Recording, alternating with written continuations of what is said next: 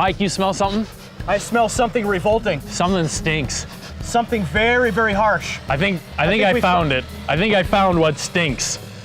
We just got done with a sermon series called When Life Stinks. And it looks like these are some of the stinkers that we dealt with in the middle of the series. The first one is overwhelmed. When we feel overwhelmed. Moses was overwhelmed when all the people were complaining. They were complaining evil before the Lord, and that even made the Lord angry. Sometimes you have people that just push all your buttons in all the wrong way, rub your rhubarb the wrong way, and you just become overwhelmed, and you don't know what to do, and so you may be tempted to fly off the handle. Yeah. And we've learned in that sermon that you don't have to do that. You can cling to Jesus and maintain your emotional well-being. Yeah. Another thing we saw in this series, When Life Stinks, is how do we handle it when we feel like we failed? Failure is a challenge for all of us, and it was for Elijah in 1 Kings 19. He thought he was going to lead revival in Israel, and he saw after this amazing events, the king and queen still weren't up for revival, and he felt like a failure, and God met him and called him back to relationship rather than measuring his life by success and failure.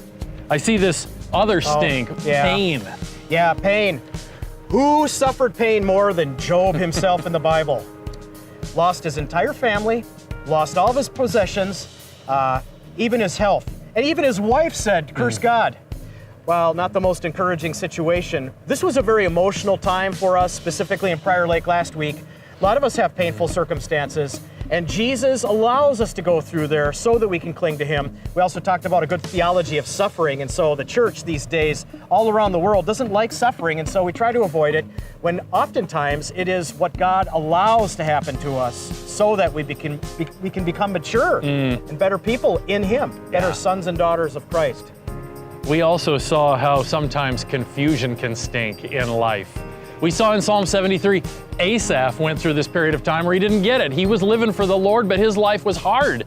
And there were all these people rejecting God and rejecting what was good, and they seemed to be wealthy and healthy and popular. And Asaph said, what's going on? And sometimes we look around at the world and we go, God, I don't understand. I'm struggling, but I'm pursuing you. What's taking place here? And we saw how in the midst of worship, in the midst of meeting with God, Asaph's entire perspective was changed so that he could see things more clearly. It's exciting to see how God met each of these people in the midst of their discouragement when life was filled with stink.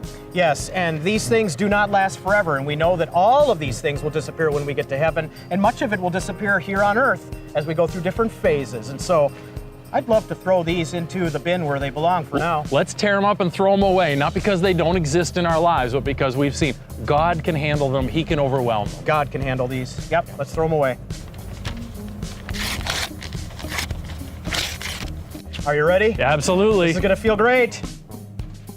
Good riddance. So we hope that you were ministered to by God in the midst of this series called When Life Stinks. And Mike, what's next?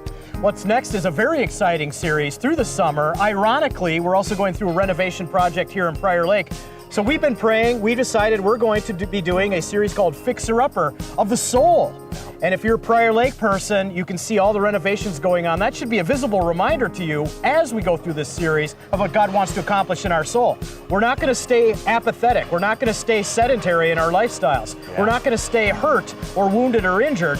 We're going to be renovated by God. He is going to take our hearts and build them more towards the character of Jesus. Really exciting material we have coming up.